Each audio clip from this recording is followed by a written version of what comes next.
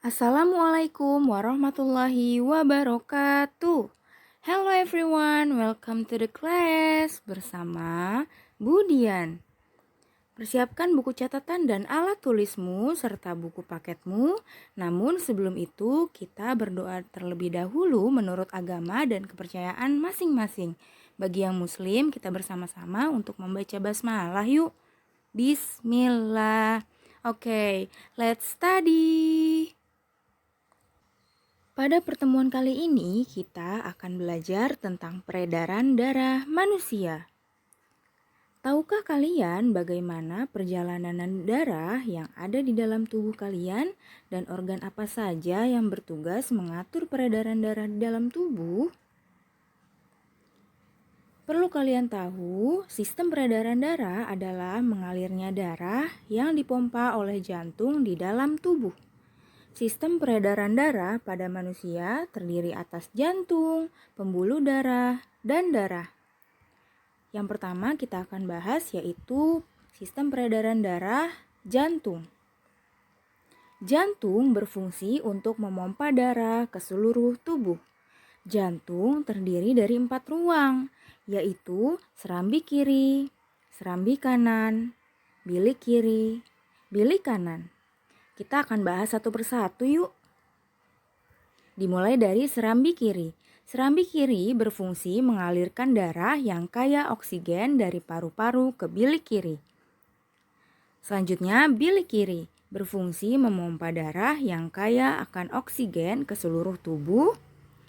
Lalu ada serambi kanan yang berfungsi mengalirkan darah yang kaya karbon dioksida dari seluruh tubuh ke bilik kanan. Dan bilik kanan yang berfungsi memompa darah yang kaya dengan karbon dioksida ke paru-paru. Tubuh manusia itu memiliki jantung. Nah, jantung manusia ini terletak di bagian dada sebelah kiri. Jantung manusia memiliki ukuran sebesar kepalan tangan pemiliknya. Jadi, jantung kalian itu sebesar kepalan tangan kalian sendiri. Nah, cara kerja jantung yaitu dengan berkontraksi dan berelaksasi secara bergantian. Maksudnya apa sih berkontraksi dan berelaksasi? Jantung berkontraksi artinya saat jantung memompa darah atau menerima darah kotor dari seluruh tubuh, maka jantung itu dalam keadaan mengempis. Sedangkan jantung berelaksasi artinya saat jantung mengalirkan darah bersih ke seluruh tubuh, maka jantung akan mengembang.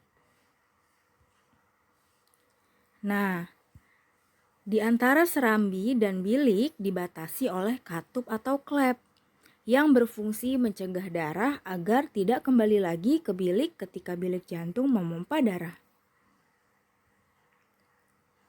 Yang kedua, sistem peredaran darah yaitu pembuluh darah. Pembuluh darah adalah saluran tempat mengalirnya darah. Jadi darah yang mengalir dalam tubuh kita itu mengalir di pembuluh darah. Pembuluh darah terdiri atas 3 jenis, yaitu pembuluh nadi atau arteri, pembuluh balik atau vena, dan pembuluh kapiler. Nah, untuk membedakan pembuluh nadi dan pembuluh balik, maka lihat penjelasan berikut. Pembuluh nadi itu ciri-cirinya, arterinya terletak di bagian dalam tubuh, dinding pembuluh tebal, kuat dan elastis, mengalirkan darah keluar dari jantung, hanya memiliki katup pada jantung dan denyut nadi terasa. Sedangkan pembuluh balik, ciri-cirinya yaitu vena terletak tepat di bawah kulit dan terlihat kebiru-biruan, dinding pembuluh tipis dan tidak elastis, mengalirkan darah menuju ke jantung, terdapat banyak katup, dan denyut nadi tidak terasa. Nah, berdasarkan alirannya, darah mengalami 2 macam peredaran darah, yaitu yang pertama ada peredaran darah kecil dan yang kedua ada peredaran darah besar. Perhatikan yang pertama yaitu peredaran darah kecil. Peredaran darah kecil itu peredaran yang mengalir dari jantung ke paru-paru lalu kembali lagi ke jantung. Ingat ya, peredaran darah kecil itu dari jantung ke paru-paru lalu kembali lagi ke jantung. Prosesnya yaitu dari bilik kanan menuju arteri pulmonalis, lalu ke paru-paru, selanjutnya ke vena pulmonalis, dan terakhir ke serambi kiri. Nah, yang kedua yaitu peredaran darah besar. Berbeda dengan peredaran darah kecil, peredaran darah besar itu mengalir dari jantung ke seluruh tubuh, lalu kembali lagi ke jantung. Kalau peredaran darah kecil ke paru-paru, ingat ya, kalau peredaran darah besar itu ke seluruh tubuh. Prosesnya dari bilik kiri menuju aorta, lalu arteri, ke seluruh tubuh, lalu ke vena, dan terakhir ke serambi kanan. Nah, sistem peredaran darah yang ketiga itu yaitu darah. Darah itu tersusun dari kombinasi antara plasma darah dan sel-sel darah. Sel-sel darah itu dibagi menjadi 3, yaitu eritrosit atau sel darah merah, leukosit atau sel darah putih, dan trombosit atau keping darah. Untuk lebih jelasnya, maka kita perhatikan fungsi-fungsi darah berikut. Yang pertama ada plasma darah. Plasma darah itu berfungsi mengedarkan sari makanan ke seluruh tubuh. Selanjutnya, eritrosit atau sel darah merah yang berfungsi mengangkut oksigen ke seluruh tubuh. Lalu ada sel darah putih atau leukosit yang berfungsi membasmi kuman yang masuk ke dalam tubuh. Ini bersifat untuk menjadi antibodi tubuh kita dari kuman-kuman yang masuk ke dalam tubuh. Dan yang terakhir ada keping darah atau trombosit yang berfungsi untuk menutup luka. Jadi ketika kita terjatuh, ketika kita terluka, maka yang berperan untuk menutup luka itu adalah trombosit atau keping darah.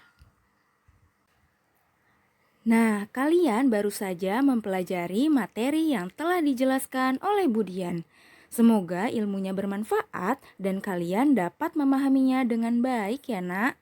Jika ada pertanyaan, silahkan kalian tuliskan di kolom komentar video ini. Sekian dari Budian, don't forget to subscribe, like, share, and comment. See you on the next video. Wassalamualaikum warahmatullahi wabarakatuh.